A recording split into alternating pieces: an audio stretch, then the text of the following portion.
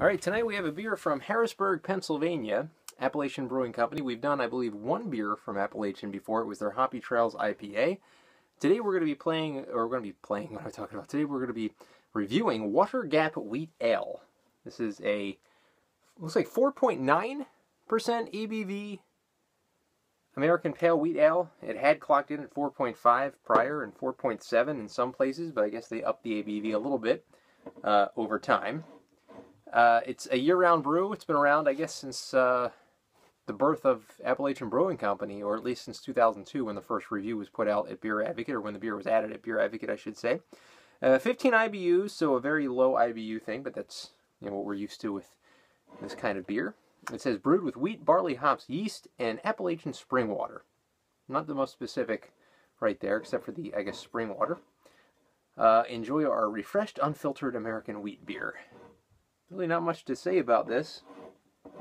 Appalachian always to me had been kind of the middle tier to maybe middle lesser tier kind of breweries, but they do have some decent stuff. So let's pour into this Pilsner glass and see what we got here. Sorry, I'm out of breath. I'm doing this thing where I'm going the elliptical before I drink a beer.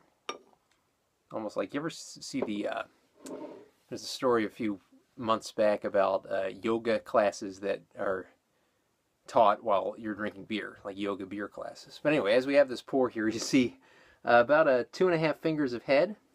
Nice kind of golden pour. Very lagery look to it. Not really much of a wheat look to it.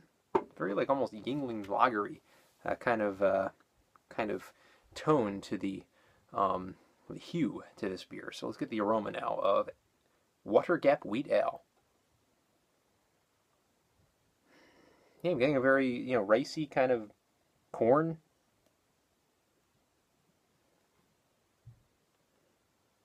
Not much wheat, not much citrusy in this aroma.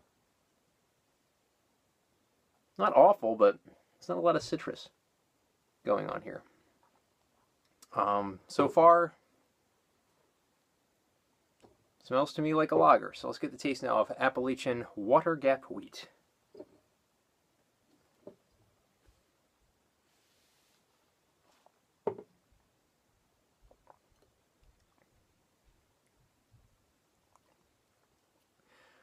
Okay, a little watered down, but it's 4.9%.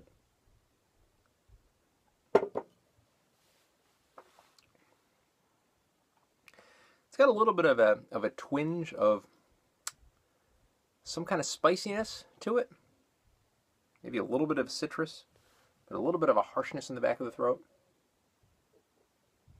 It's got a decent taste.